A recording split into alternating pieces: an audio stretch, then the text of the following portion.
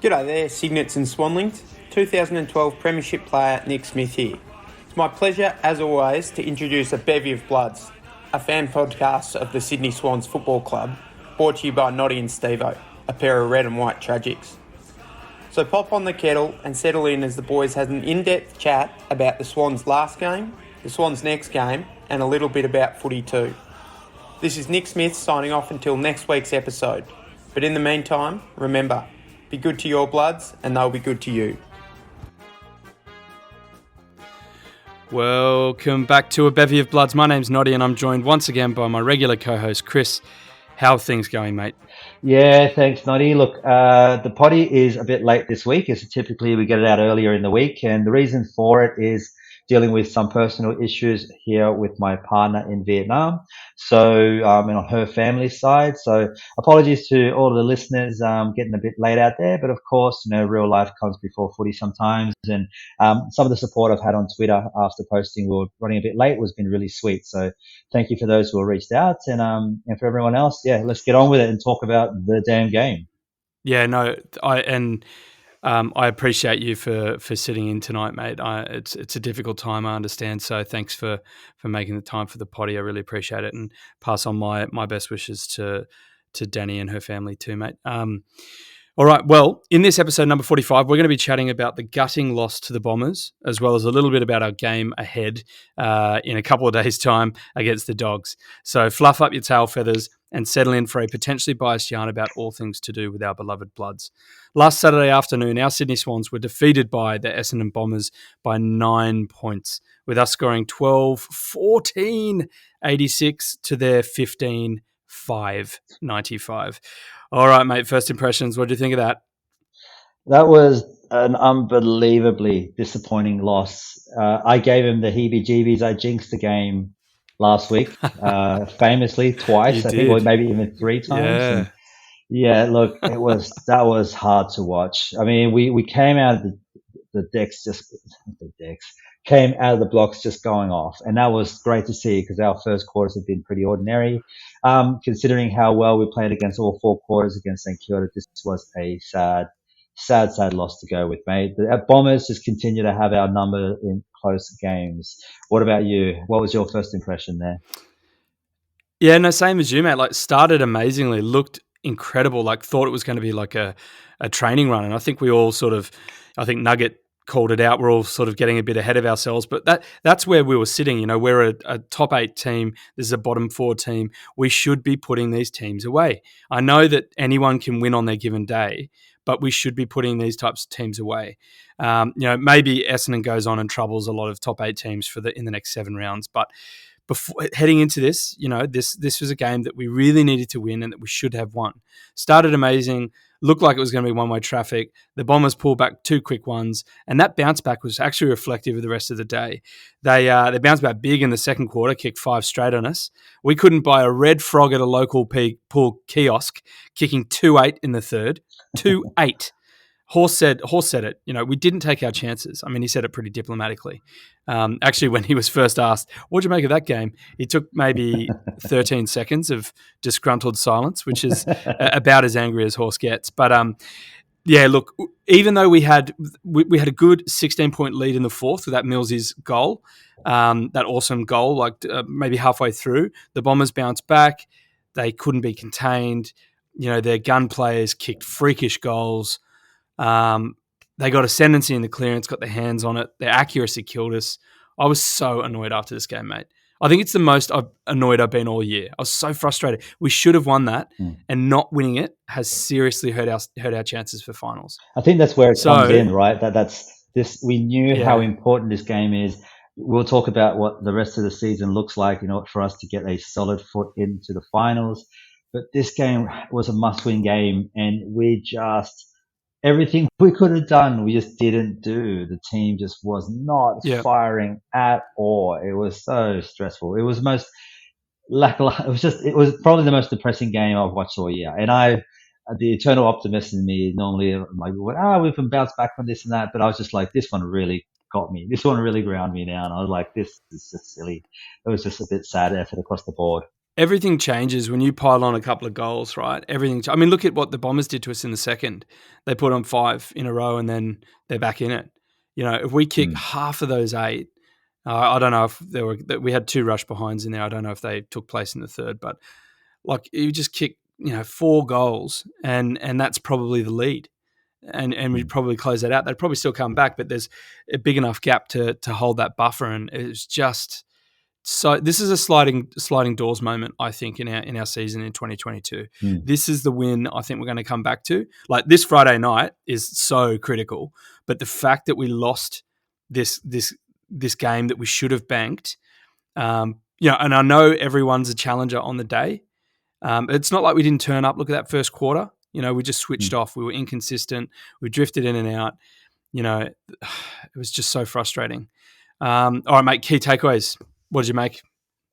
Just as you said there, mate, look, playing consistent 4-quarter football absolutely eludes us at the moment. It's just been a really, really tough struggle to just watch the team really just drop it in a quarter or 2 quarters and then have to fight back for a game that they should have had iced. We did a 4-quarter effort against St Kilda, but without Ryder, it wasn't a full-fledged outfit, right? Like that's their key man. That's their barometer. If he's there and he's playing well, like they're practically unstoppable.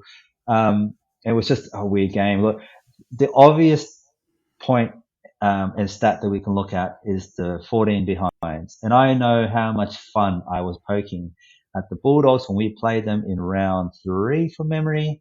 And they kicked 17 behinds. We've kicked 14. I mean, we lost the game, but they won the game. Anyway, it wasn't just that stat. It was the clearances. We were absolutely thrashed out of the clearances. We got absolutely beaten in that space. And when they did win the clearances, I noticed that they were always going to their right-hand side, like from the Bombers end. So their right-hand wing. And it was always Dill Stevens on that wing. And it seems like they could just get an easy overlap, run it forward, get another overlap, and then pump it into a pretty good, dangerous forward 50 to get a good chance going. So it was a really weird game. Our clearances were pretty ordinary. We did not get the numbers there. And it was also contested possessions and possessions just generally. They were absolutely thrashing us. I think we ended up with, what's that? Let me have a quick look. Minus 80 in disposals. Like that's outrageous, man. Like they had way too much of the ball for it to be even remotely accepted to be a contact. It was just a tough game for the Swans. They just weren't in it from the clearance. They let them have too much of the ball. And then, once again, our bombing it into 50 was just ordinary. And you could see Buddy was frustrated as hell, just like, this is not what's going to make a decent forward 50 entry. Like it was never going to happen. So anyway, mate, there's a lot there, of course. But yeah, what about you? What about the key takeaways there? For me, it's just we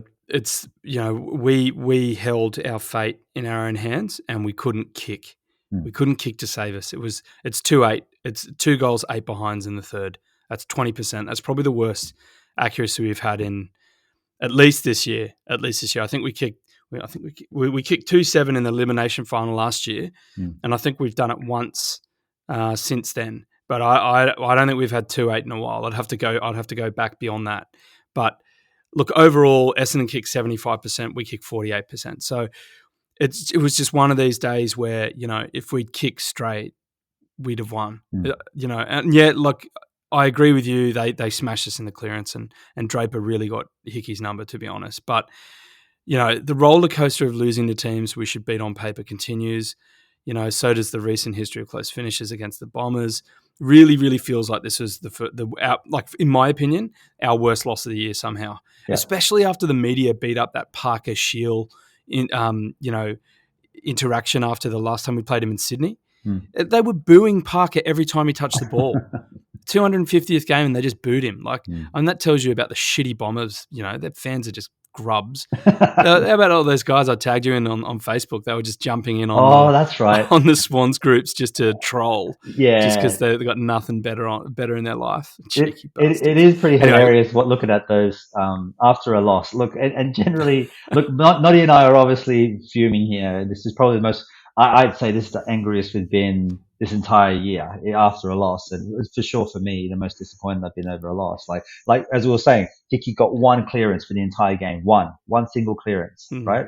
He attended 27 of them, one clearance. And that's not, normally he's got a few numbers there. He'll get like 3 or 4 in a quarter. Oh, normally he's like one of our leading clearance getters. Like he's like another midfielder. Yeah, exactly. So yeah, that's a big difference. So anyway, but going back to what you were saying there, Noddy, like the Swans fans were melting, like absolutely melting on every single social media platform. Like I was seeing things like we need to get rid of all the young players, people like Golden and like, you know, Horse can stay, but everyone else needs to go. I was like, what are you talking about? You know, Parker needs to be dropped. Just like, mate, he was the best on ground almost. Like, I didn't say that one. Mate, that's a Swans fans were absolutely in hysterics. We were melting, and for good reason. Like we were pretty highly disappointed with this game. Like it's just my head is kind of exploding a little bit from the reaction of it, and I'm also melting a bit. But we also need to keep ourselves a little bit contained and try to work out where we went wrong. And I think a big part of it was just a lack of pressure, giving them too much ball, too many overlaps, easy running away from the center clearances on the outside wings. And they were just pulling through from there. We were scattered in defense from that point. We had our mids like streaming in that direction to try to kind of close them off. In the meantime, they get the extra man coming up forward into the pocket, drop a nice easy one from there. And then the cycle continued. And they saw that game played in that second quarter. And they just hit it. They hit it over and over and over and over again. And they were getting so much success. And why wouldn't they stop doing that until we can react to it? They just kept doing it. And every now and then they just do it again. And then Stringer would just pop around, be that extra man, roll into the pocket with exactly that outside clearance from the centers out of the wing. And then once again, they'd pop out and then, you know, a couple freaky events. So like it wasn't cheap win from them either. That was a hard win from them. And we gave it away. Like, those kicks that they had were tricky, mate. Like Peter Wright from 2 meter Peter from bloody 55 out, he pummeled the living daylights out of that ball. The last goal of the game, pummeled the living daylights out of that ball. Peter Wright's mark on the goal line. You know, what else happened? There was a kick from the boundary. There was every one of these goals to kind of drag it up to be an equal game in the second quarter. They were not cheap, and I think we are melting because of our team doing what they did, but also they really played insanely well around the forward 50 to try to get that win. So our backs I felt solid. I felt our general structure around the mids and the defensive effort around the wings was just a bit sad and a bit poor. And they really, really hit us hard about that side. I don't know. I could go on all day. I just can't get over it. We had eight more inside 50s and just didn't convert. Yep. You know, like Papley kick 1-3. I'm not blaming him, obviously, 1-3 and one that didn't even make it. That's a bag of goals right there. And maybe we put the moz on him because I think Harps put a bet on for him to kick 3. So look, I don't know. We're all sort of, as Nuggets said, getting ahead of ourselves. But I also made the point, and I'm not blaming the umpires because for the second week in a row we've run the free kick count. Oh my God. That high tackle call against Reedy that Durham got, that I think that was the first of their flush in the second quarter, I think. Yeah, exactly. So, you know, that call doesn't get called. It's a ball up. Maybe they get a goal, maybe they don't. Maybe they don't go on their run. Maybe we establish a further lead into halftime. Maybe that's enough. There's a lot. I think the frustration about this game is that it was all in our own, like it was all up to us. And Essendon played out of their skin. Like Stringer, he had a pretty quiet game except for that last quarter, really. Yeah. But ironically, I think he's the type of player we're missing. I think Warner's becoming that type of player, and he had a cracker. We'll talk about him, but he's that type of that game-changing player that can step up and just win it. I know we've got Heaney. I know we've got Warner. You know. But yeah, maybe that's that type of player that we really need to headhunt and get in. I know Harley's saying we're not going after De Goey, but you know, I think that's the person we need, or just kick straight. Or just kick straight. Okay, this is interesting, Noddy. So from your eyes, I know we're a little bit off topic, but De Goey is kind of out of market from our understanding. Should we throw cash in? Because I'll tell you myself personally, no, I don't. Don't get me wrong. He's going to go off and play for another team. He's going to mature like 25% and then just be a cracking player probably. But it comes with everything else. What do you think? What's on your mind? I think it just depends on what his market value is at the moment. If it's come down because of all these more indiscreet, all these things that keep happening with him, then maybe we get him cheap, we bring him in, we hit him over the head with Bloods culture. Maybe it works, but I think the fact that Harley, although you don't know, it could be a game. Harley saying, we're not gonna look at him, but then that's a bit of a tactic, and then Harley sneaks out the back door and becomes AFL CEO. Look, I don't know, mate. Look, either way, look, we're inconsistent. I don't think we're a top, like we're in the 8, only just hanging on by the skin of our fingers. Is that the saying? Skin of our teeth. Anyway, skin of our teeth. Thank you. That's a cool song, wasn't it? Skin of the teeth. I'm thinking of. Anyway, I'm clearly tired. I'm frustrated. Look. They weren't that much younger than us. They were all saying, the young Bombers, all this stuff. They had a couple of younger players than us. I don't know. It really pissed me off that they were booing Parker every time he touched it. But I just don't think we would have done that. I don't know. Maybe not. Anyway, I will point out one more thing, mate, just quickly.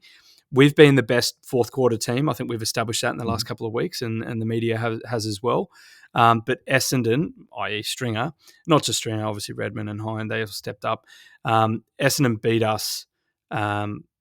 They kicked 32 points at us in the fourth quarter. That's our worst defeat fourth quarter this year. 31 points against the Eagles in junk time when we still beat them by whatever it was, and then we got 30 points conceded against Brisbane in that loss at home before the Suns game. So it was our worst finish to a game. And I haven't gone through Essendon's season because screw Essendon. It was probably their best finish, but it was just one of those quarters where it went right for them and it didn't go right for us. So anyway, credit where credit is due, though. Merritt played very well. Stringer obviously had a cracker. I think their young players played really well, which is exciting. And maybe we've got this little history, this feud with the Bombers that's come out of nowhere over the past couple of seasons. Maybe it continues because we've got a young team, they've got a young team. Maybe we'll be playing each other in grand finals in a couple of years' time. But I think Essendon's got a few more things to sort out before we do. But anyway. The interesting part, what I've watched in the game, it was that when we went to panic mode in that fourth quarter, when we're behind and we're struggling to get the ball, it looked and felt like the same thing that happened against Brisbane, as you mentioned there, and also against the Gold Coast, where we were too busy scrambling around trying to stop them from going forward rather than when we did get possession, hold the possession, try to use the possession right, try to get some leads, try to build a forward momentum. All we're doing is just grabbing the ball and then just pummeling out forward and hoping for the best. And they were just parked there. And that's been the same with all those 3 losses in that fourth quarter, being damaged massively, and just being the most frustrating finish to a game where we just could not get moving in our forward half, and because we just were panicking with the ball and we didn't need to in spaces. Just control it a bit better, make those tackles, put the pressure down.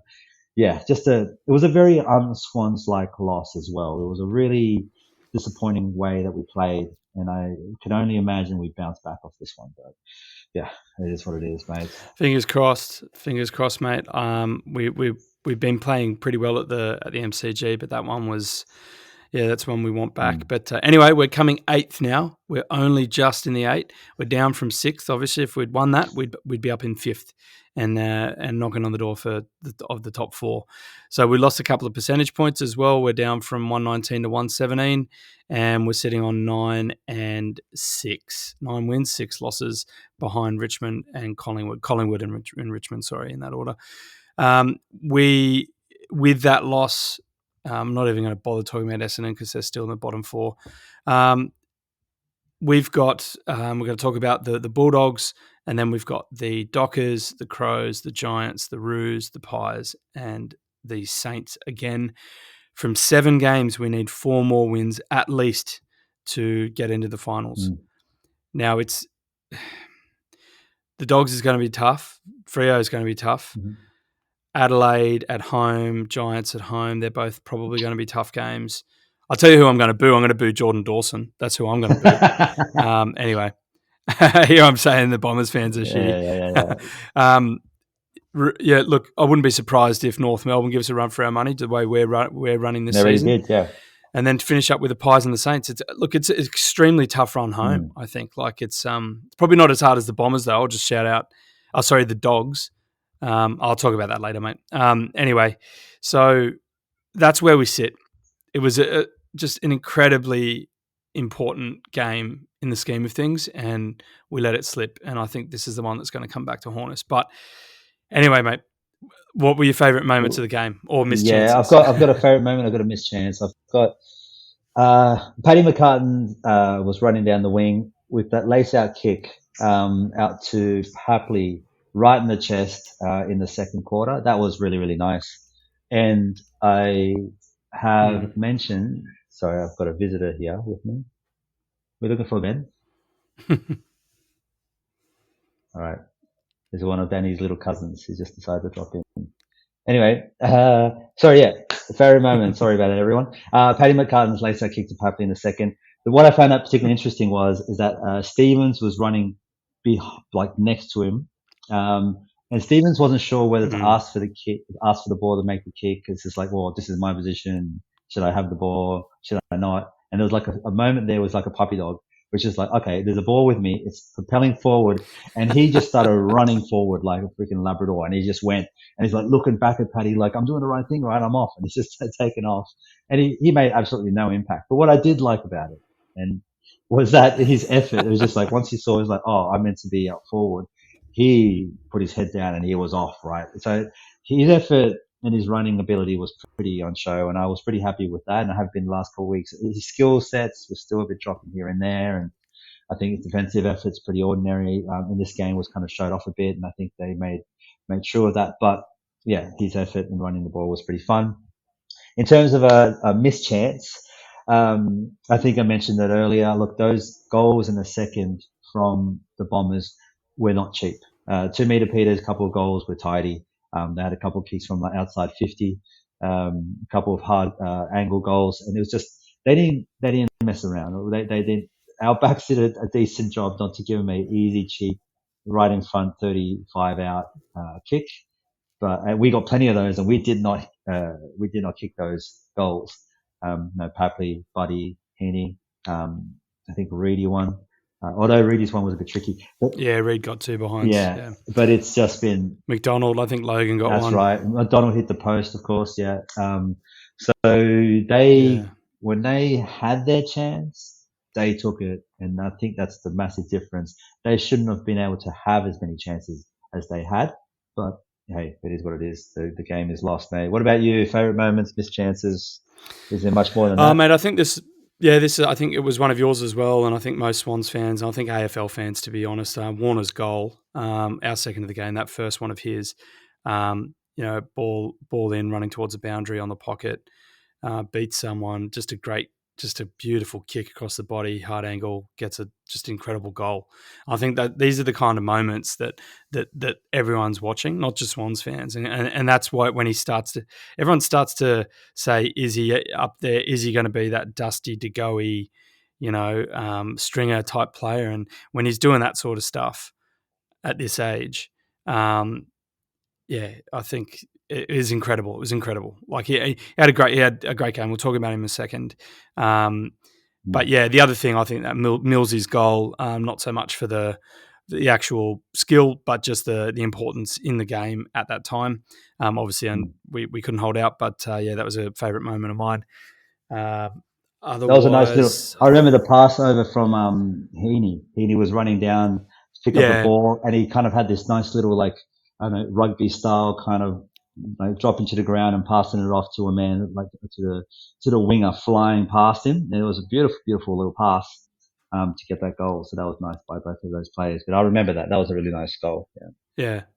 Captain goal. Yeah. I'm sure there was a couple of other moments, but I've sort of it was tough, this one. The review was tough. So anyway, I'm going to leave it with that. All right, mate, we're going to talk about the A-Ball medal next. It's our equivalent of the Bob Skilton medal. So the Bevies best bloods this week in 3-2-1 points order were the Chad, Luke Parker in his 250th, and Buddy because we probably couldn't find anyone else. No, kidding. All right, mate, let's talk about Chad. We've got a fair bit to say. He had an incredible game. Yeah, he had, I'd probably say the best game of his career. His short career is he's in season 3 from memory, full season last year, this season, and then a couple of games, a couple of years ago in that shortened season. Yeah, look, he's playing really, really, really, really nice. Like he's been up there in the names here. He's continually doing what he does, and to have him playing as strong as he is, regardless if it's a win or a loss, close games, blowouts, he just seems to be consistent. We've said it in the podcast before. Consistency is what defines a A-tier player. You can have guys like a Stringer who is like an excitement machine who will blow up, who'll win a game on the back of his own self, like he did. He can do that. He's got all the skill sets, he's got the speed, he's got the competitiveness, but he just shuts down for like 3 games until his coach has to call him out and say he is not playing A grade. But it seems like the Chad just is consistently playing that kind of A grade football. So that's great to see, mate. What about the stats on him? What did it look like? Game high 3 goals, 25 disposals, our second highest, 11 contested possessions, 7 clearances, 13 inside 50s, 10 scoring involvements.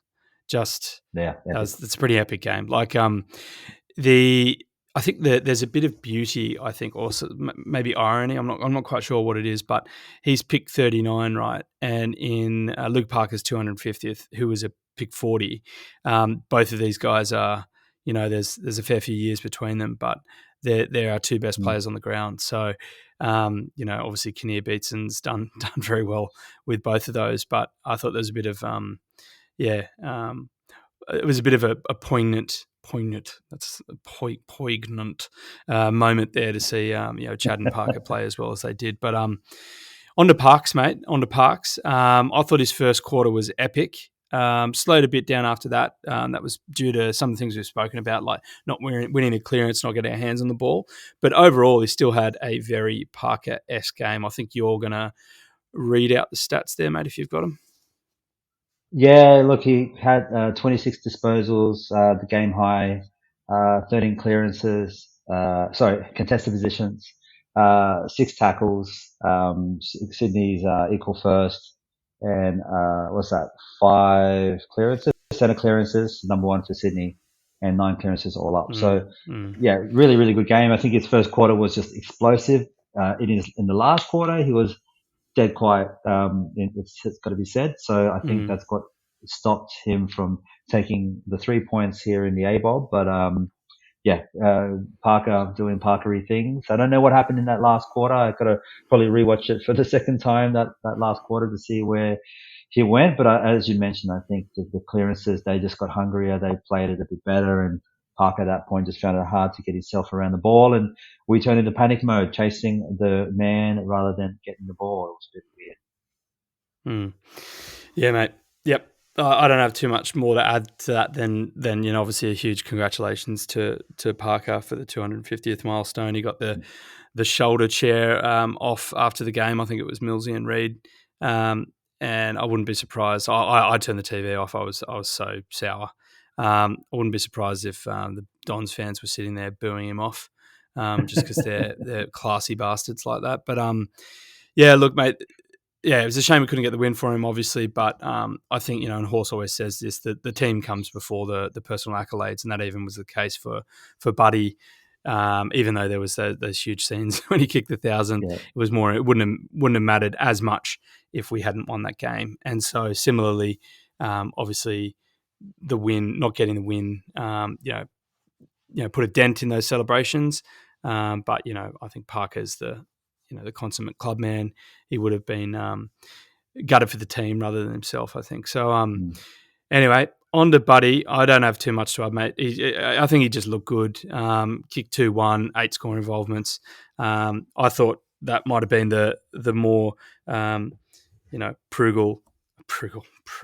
prudent bet if Harps was going to do it over Papley, just considering that Buddy normally kicks a few against the Bombers. I think it's the club that he's kicked the most goals against. So he's kicked 2. So what is he? He's 3 away from equaling Gary Ablett Senior, I think, on 1,031. 1,035, I think.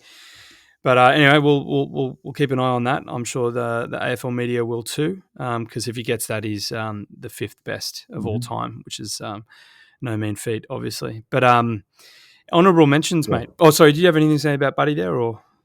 No, other than the fact that I think, as you mentioned, we're a bit tight to find the third person. There's a few that were kind of hanging around the wings of like whether they were playing, well enough, but generally, Buddy, you could throw Buddy's name into the mix. He was definitely playing as hard as he could. He was doing everything he can to try to propel it forward. Had a pretty ordinary kick there in the last quarter that would have liked to have back to kick that one. But all in all, tough one to give 1 point out to someone in the team because it was that kind of game, to be honest with you. Yeah, definitely. Honourable mentions, mate? Well, I'm just going to throw a couple of names out there and just talking points I've noticed they're all going around. Lloydie, I know we've spoken a lot about Lloydie and his efforts recently. Had a, freaking unbelievable game against the Saints last week. That was great, fantastic, good to see. I think I mentioned last week that there's a strong chance they put someone on him and he struggles to do anything, given that the coaches around the league know how powerful it can be to a winning team. But what's happened is he played a pretty decent game. He got around it pretty well, and he looked like he's started to find some of that form. Even if it was a loss, he was getting around the ball and giving them backs a lot of options. Millsy, I wanted to touch on this one. I saw a lot of people mentioning that his center clearance attendance in terms of the eye test during the game was pretty poor. And I went ahead and had a look at the stats, and I had a look, and so he had 15 center clearance attendances. And to put that in context, Hickey had 27, so you'd imagine Hickey would be there for pretty much all of them, being the sole ruckman. And Parker had 22. So and with Warner had 23. So 22, 23, we're going to say is what the centers should have had, and Mills had 15. So 7 or 8 less than what we'd expect him to probably have. So there is some flame to that smoke, if that's even a saying that I just made up. And so I'd want to see whether that's something to do with him having more impact out back, or whether that's just something that's happened. And of course, Papley getting some more time in the centers is probably something that might be driving into that as well. So that's something to consider. I think you're right there, mate. Yeah, I think you're right. With Papley, yeah. I think you picked, with Papley, Mills, and that mix there. They obviously went with Parker and Warner heavy, and then obviously Rowie being there as well. But I think they're obviously using Mills when they need to, a bit like Heaney, like up front, up down back. So I don't know if that's. I think he's probably more effective in the middle. But anyway, I think you're about to mention Oflo. Well, I was actually going to, you touched on a really good point with Rowie as well. So Mills had 15, Rowie had 13. Oh, wow. Okay. I thought maybe he would have had more than that. Center attendances. Yeah, so would I. So if we look at it in that way, so Rowie and Mills were about the same number together, with Parker and Warner being the main guys at the center. So interesting seeing that. I think we'll go back the numbers and have a look at what that looks like in any other given week, but it's just something we noticed. And Oflo. So Ollie Florent playing the best game of his career last week, or one of, I'd say, for sure. And again, did he have a quiet game? In rewatching, maybe the stats look pretty ordinary, but in terms of watching the game again, it did look like he was playing a perfectly fine Ollie game. So he was around the pressure, pulling back to get some possessions to help drive forward. I don't know. It looked like to me that Ollie was doing Ollie things. Perhaps not being the most impactful player on the ground like he practically was last week, but just doing Ollie things. I didn't see much of a problem there, to be honest with you. Did you notice it at all, or not much? Not much. Yeah, I mean, he seemed quiet, but then like he is playing a defensive role. So when we're under so much heat, you slip into being a role player. So I'd have to go back through and have a look as well, mate. But if you've checked it and seen that he was doing what he was meant to do, then the numbers can. You don't need that. I think it's just that idea of that when he's on and getting his hands on the ball, we're not just him, but like he's one of those contributing factors when he's on, we're on, and we're usually winning. So maybe that's something to look into. But yeah, mate, I'll just finish up here and say coaches' votes. The only Swan to get any votes, and it was the most, coincidentally, on 8 points, was Chad Warner. The rest were all dirty bombers. Hind, Merritt, Heppel, Redmond, Kelly, and Zirk Thatcher. So there you go. There you have it. Mate, I think we'll roll on to hot topics now, mate. So how do we pull up after the match? What changes will we make, if any? Let's have a chat about the VFL and anything else going on in AFL and AFLW. So I'll kick off, mate. I think Heaney was reported as having a sore knee. I think it's turned out to be a hit to the quad, but he's pulled up okay, so he's not listed as an injury concern. Sounds like Kennedy is every chance to be picked. And then the others that are still recovering aren't really in the mix. So, okay, then if Tom, and that's the other thing, they've got a massive player coming back in, the Dogs, in Tim English. Obviously, they're very, he's had a bumper year apart from these head knocks that he's had. I think he had a hamstring as well earlier in the year or something like that. But anyway, if he comes back in, and Hickey's had that quiet game, do we tinker with that, or do we bring Laddams in for support?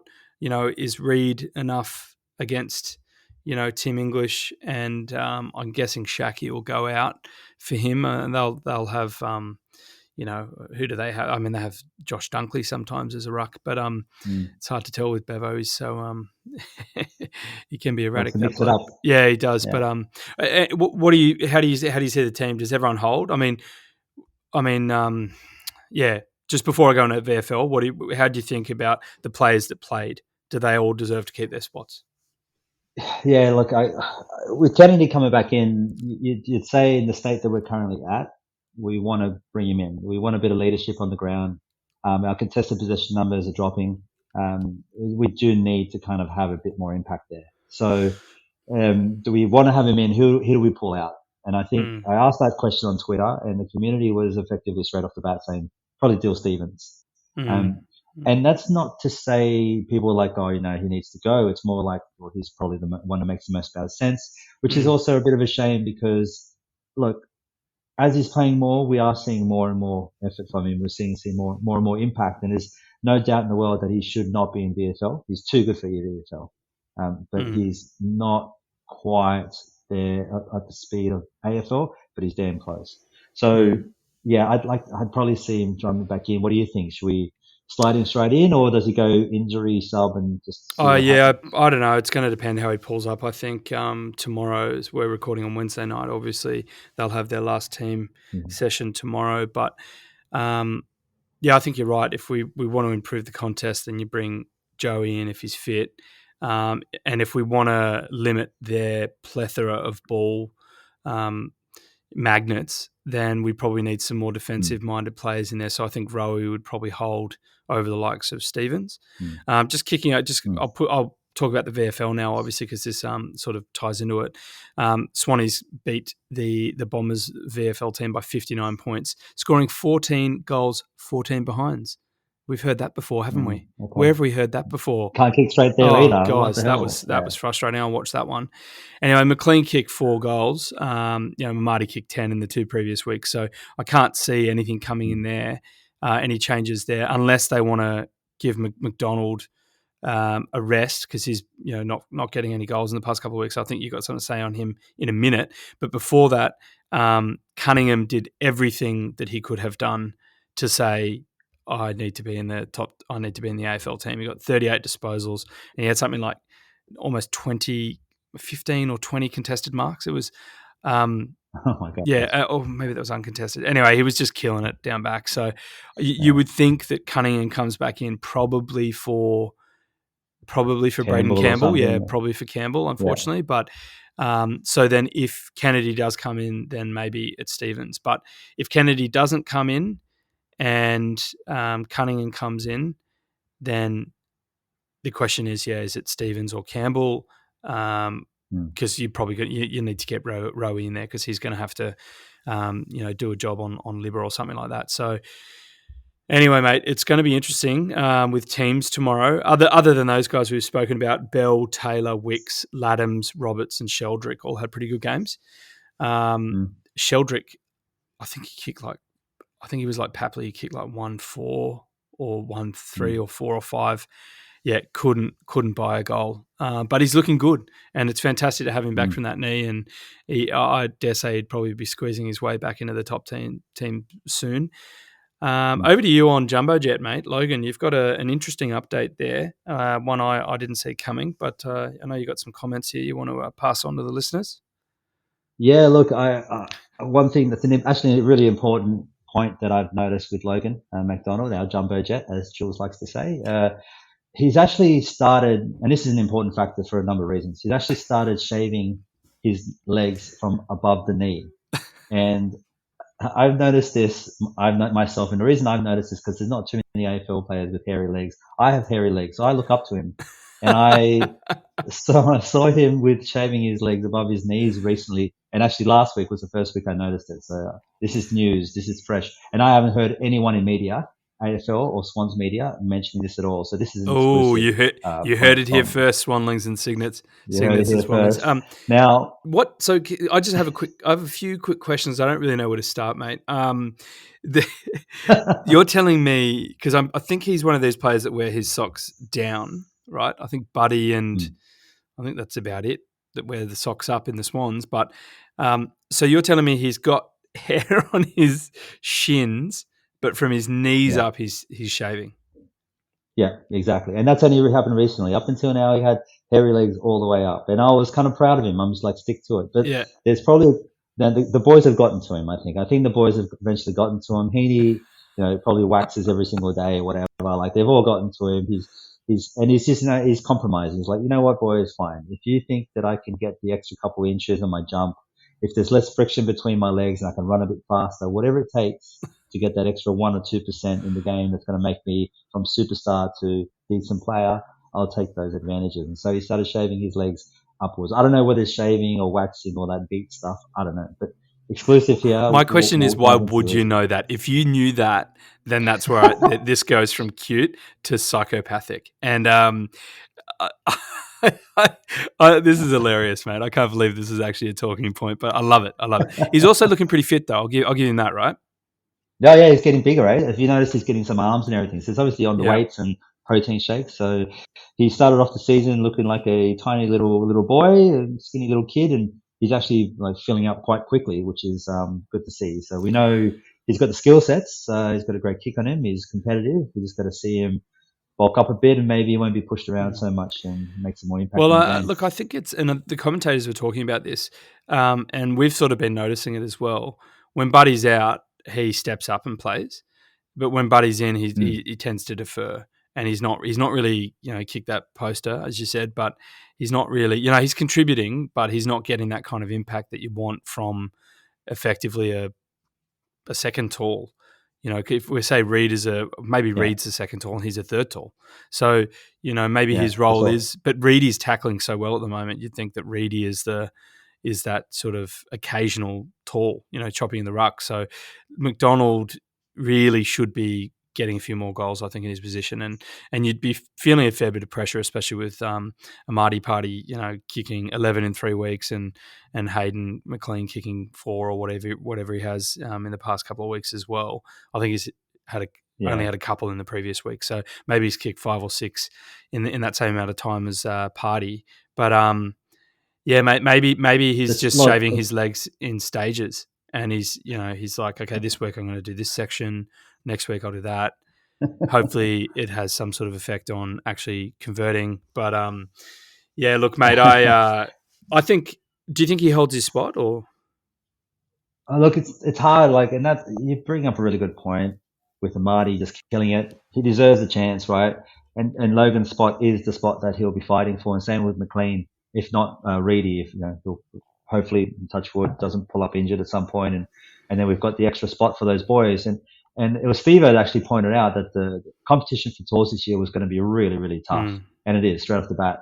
Look, Logan went down to the VFL, I think from memory, kicked 4 or 5 straight away, right? And that's what Amadi did. But he went, dropped down, kicked 4 or 5, and then just popped back up again. It's like Logan has got it in him, just like the other forwards do, to kick a bag every now and then. So then it kind of comes down to who's in form, and where do we see our best player, and how much development do we need to give to any of the players, and what level do they need to develop at? And I think it's pretty well known that there's no point in sending Logan down to VFL. We need to keep him up in AFL. Amadi Party, came up to AFL, did a bit, dropped back down again. McLean held his spot for a long time, dropped back down again. I don't know. It's a tough one, mate. But even given the way everything you said, I think we do need a bit of a mix-up. Maybe we do throw McLean back into the game, knowing what he can do and knowing how fantastic he is at the contest mark. You'd have to say, given that McLean had more games this year than Amadi, that he's slightly higher in the pecking order.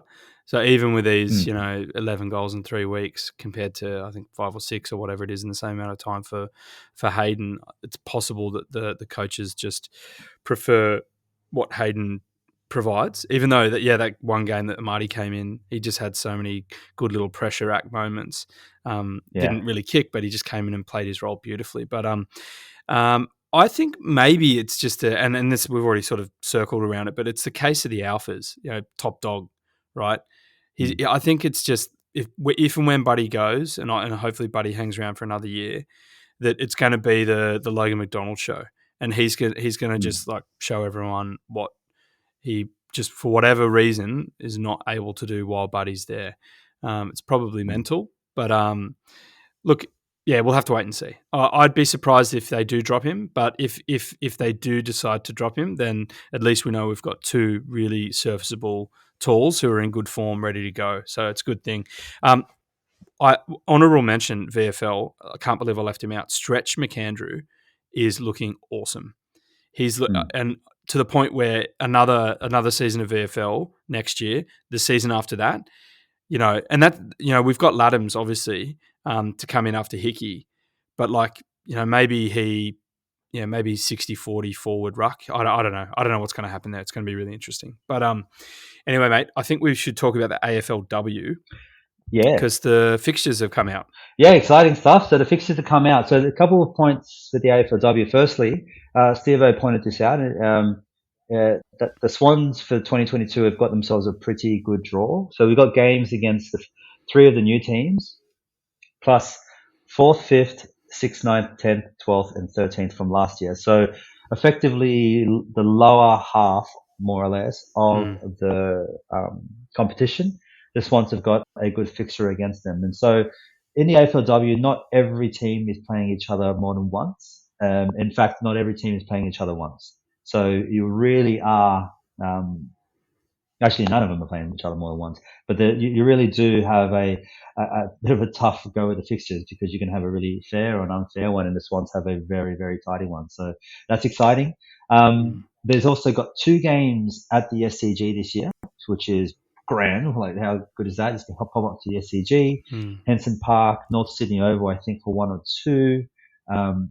That'll be awesome. It's going to be grand. It's going to be amazing. And so the first game against St Kilda from memory. Let me have a quick look at North Sydney. Saints, there you North go. Sydney. On the 27th of August at 5:10. So over the next week or so, I understand that the memberships that we've got out there are still there. That's for the AFL Foundation membership. The game attendance membership will be coming out soon. And so once they pop in, once they start getting advertised, Swans fans, pick them up, show the competition how much the Bloods are wanted in the AFLW, show how much the AFLW is supported across the community, and let's make the Swans W team the best team and the most supported team in the competition. I'm really excited about it. Seeing the draft going on, seeing the girls are getting around it, seeing some photos about them, seeing some information about them that's kind of like feeding through social media, learning a bit about the girls along the way. It's so exciting, mate. Like it's all happening. Yeah, I'm looking forward to it. Gutting news for Alice Mitchell. I think she did her ACL. So she was our 5th pick, I think, 4th or 5th. This in that bumper crop. But yeah, really devastating. Hope she recovers soon. And the name of the lady that they brought in escapes me at the moment. maybe Tev or Dev or something. I'll have to double check that and let you know. Another point here, I'm just looking at the schedule. Round 5 against Hawthorn. So this is a home game at Punt Road in Punt Road Oval. That's the Tigers game, Tigers training park, isn't it? Bit of a random one, looks like. Yeah. Interesting, eh? Anyway, it's going to be really exciting. I'm really looking forward to it. And hopefully we can have a good crack in our inaugural season. It's going to be awesome. Mm-hmm. All right, mate. Well, I think that's mostly it for hot topics. One thing I will mention, and this is without notice, Eric Hipwood in that game against the Dogs on the Thursday night pushed a player just pushed him away from himself to run into an attacking position. In doing so, pushed that player into the umpire, and the umpire fell over. He got fined, but hasn't lost any. Like didn't get banned or anything. He's not being suspended. What do you think about that? Yeah, look. Did you see the incident or? Yeah, I did. I had a good look at it. I don't. I think if I'm going to use a scenario that we're close to because it came up, I think, game 1 or 2 this year, where Millsy was actually running backwards and he clipped the umpire's foot. Oh no, sorry, the umpire was running backwards away from the bounce. Millsy was there, clipped his foot, so the umpire clipped Millsy's foot, fell over on his bum, and Millsy got fined for $1,500 off the back of that. And at the time I said, look, I'd rather a black and white process. Like if you touch the umpire straight away, you're fined or you're suspended, whatever it is, straight off the bat. So I'm glad that Hipwood is copying something full stop. If it was intentional or not, it's got to cop it. Having said that then, it seemed way worse. Like Hipwood. It seemed way worse. It seemed, you watch it again and you're like, hang on a second. Yeah. He literally, and he's saying, oh, I didn't see the umpire there or whatever. Didn't see him there. I'm like, what? How could you not? Like that was Hipwood shouldn't have been pushing. Deliberate. Hipwood should not have been pushing his opponent at that spot at all. Like that's not the moment anyway for you to push your opponent, regardless of what scenario is. You're streaming forward. Anytime you're going to push your opponent like that, you're going to cop a free kick going against you. And when you've got a great opportunity running forward, you don't want to do that. So why would you do it at that moment and just so happen to push your opponent straight at the umpire that's standing there? So yeah, I think it was intentional, and I felt that should have been at least a week. But what about you? What do you think? Yeah, I think the same. And I'm just trying to find an article to see how much he got fined. Because if he got fined the same, 2,500, I think. 45, is it? Okay, at least it was more. No, 25. 25, only a little bit more than Millsy, and that was a total accident. That's a bit. Yeah. That's a bit stupid. Anyway, yeah, mate. We got some fresh news here from 4 hours ago that I didn't see. It's very frustrating, Rampy not making excuses for lackluster Swans. Okay, that's basically been this podcast. Okay, no worries. All good, mate. All right, well, let's move on to the quick preview. So with round 17 is this Friday night at the SCG against the Western Bulldogs. As I said, we are coming 8th and the Dogs are coming 10th. We're on... I don't know if I've looked at this yet, but basically, look, I'm just going to skip ahead, mate. They had that big loss against the Lions, so they're going to be come out fire, breathing fire. We've also had an upset loss against the lower placed Bombers. Obviously, we've only won 1 from our last 3 meetings with them, but the most recent being that round 3 loss to the Dogs by 11 points, which they kicked the 17 behinds, and we all very nearly stole it from them. I don't have much to say about this game other than it really feels like a do or die game for both teams. Is that how you see it, mate? Yeah, 100%. I don't know what else to say. I think Tim English is going to make an impact on the game.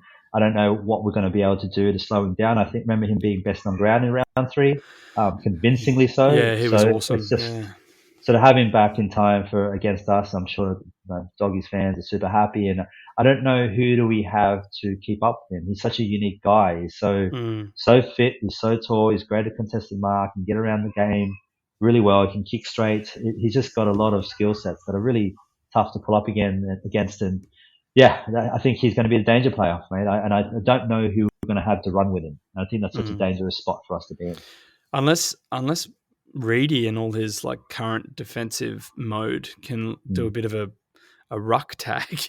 I haven't heard of that. I mean, but Yeah, I don't know. It's going to be. I think you're right. I think you've picked the critical, and then obviously their midfield unit.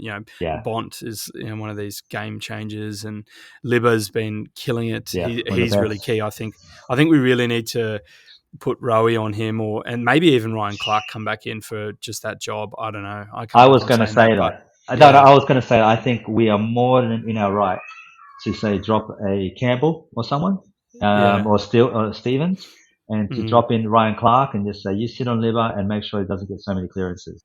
And I think we'd be totally in our mind to do so, and I think that'd be a smart move. So let's see where Horse ends up there.